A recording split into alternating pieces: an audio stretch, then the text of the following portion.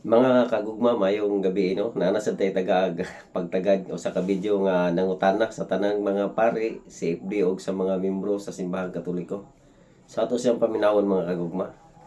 Alang sa mga CFD, mga pari o mga membro. Nao'y pangutana mga kaigsoob. Matud magud sa Mateo 24:14 nga kung makailap na ang mensahe ngadto sa tibuok kalibutan nga mga pulong sa Ginoo, moabot na ang katapusan. Karon mga igsuon kay matud man ninyo nga kamo ang tinuod kung nikailap na mo sa tibuok kalibutan. Ang Mateo 24 may kaigsunan ko nagisgot na kung makailap namin sa tibuok kalibutan moabot na katapusan. Nag-claim man mo nga kamo ang tinuod, niabot na unta may kaigsunan ng Ginoo, no? Kay kamo man nikailap na mo sa tibuok kalibutan o nag-claim mo kamo ang tinuod. Ako pangutana may kaigsunan mao ni kung nikailap na mo sa tibuok kalibutan o ang Mateo 24:14 mao na naisulat dapat niabot ng Ginoo karon kay wa pa man niabot ang Ginoo tubagan ninyo ni may isuod nagpasabot ba nga dili kamo mao ang nagdala sa mensahe o nagdala sa maayong balita sumala sa 24:14 sa Mateo o kamo usa ka mini nga iglesia mga kaigsulan nga nahisulat man kay gala sa pinadayag 18:1 paingon sa 4 pakitubag mga igsuon. Mga kagugma. So ang atong isong pinangganungutana siya matupay ni nga pangutana ni para sa mga CFD o sa mga kaparian o sa mga membro. So ang pangutana kung tinuod ba ang Katoliko natapos na unta ang kalibutan? Matud pa niya. Kay ni-claim man ta kuno nga na nikailap na ta sa tibuok kalibutan niya naman mabasa sa Mateo 24:14 nga ang pulong sa Ginoo may tungod kang Kristo mukailap na sa tibuok kalibutan mulukop na matapos ng kalibutan. Sumo na mabasa sa Biblia. Sa ato nagulatan ni Igsoon pinangga. So nga ato Igsoon nga nangutana no mura ato nakita nga kuyaw siniyang pagtuo. Mutuo lang sa Katoliko kung matapos na ang kalibutan.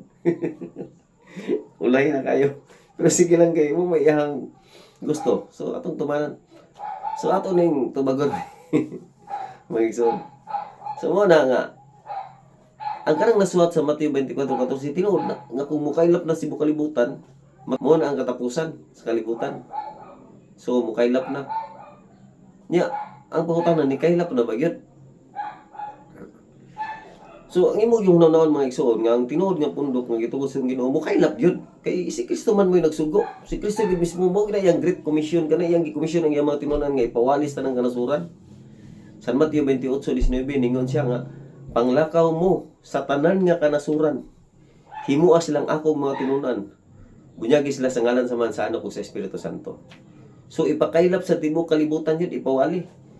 So mo na San Mateo 24:14 nga kung mulukop na matapos na. So ang pangutana karon nilukop na ba? Oh. Ang tubag mga igsoon almost na. Nga naman ang Katoliko kung mo'y imong basihan jud kanang gisulti sa Ginoo. Kung nituo ka ni Ginoong Kristo nya mutuo ka sa iyang gisulti. Ningon siya nga iwalis tanan kanasuran. Unsa man ang pundo karon nga nawali na sa tanang kanasuran? Kana bang almost na gid bahalos na anas tanang nasod. Ang Katoliko naman. So ni ana mga igsuon imo nang maaninaw imo nang ma-analyze nga ang Katoliko gyud may tinuod. Kay wala may laing pundo karon nga mikailap na Cebu kalibutan. Ang Katoliko naman ang ubang pundok wala. Naras usa ka lugar, duha ka lugar. Naras usa ka nasod ana mo. Pipila ra ka nasod ang ilang naabtan. Bot pasabot nga makayong kang adi gini mo ang gi-commission sa tong Ginoo nga ipawalis tanang mga nasod. Ang Katoliko gyud kay ang Katoliko gyud almost naman halos tanan na gyud nasod. Pero ang pangutana ng anong wala pa man matapos ang kalibutan. Tungod kay wala man gyud miloko patanan. Pero timana nimo ang iyang kinaiya mo kailap kay mao gyud na iyang gi-commission nga ipakailap sa tibuok kalibutan. Oh. So wala pa gyud tanan. Kay nganong wala pa tanan, wala pa gyud matapos. Klaro ana. So wala pa gyud makailap tanan. Ang mga ilado kay nga mga nasod mga isol nga wala makailapi, wala pa maabti sa pulong sa Ginoo. Ang kanang Middle East wala pa kayo mostly tanang nasod sa Middle East wala pa maabti. Abot pa sabot dili gid gani mo tuo. Sa tawag ana kanang dili. Adto ka dito wali kang Kristo apat yun dito. So unsa pa man nga mga nasod nga ilado nya wa pa maabti sa pulong sa Ginoo. Sa paman kanang Laos, kanang Sudan, Vietnam, Malaysia, Malaysia nga ilado kayo, wala pa kayo naabti. Russia, daghan pa kay kanang North Korea, wa pa gyapon na maabti. Busa, di pa gid matapos. Ya pilar na atong gilitok ang ilado lang. Naapay dili ilado nga mga nasod wala nga maabti. Nang wa pa nato mailhi nga mga nasod. Lisod gyud kayo pa mahuman. Ikaw gadali sad ka. So kung mutuo ka sa Biblia, o nya mutuo ka ni Kristo, ya si Kristo nag-ingon nga mukaylap gyud sa tibuok kalibutan. Ya kung kabalo ka mo analyze kay given na ba yan na gihatag na ni Kristo ang timilan sa tinuod.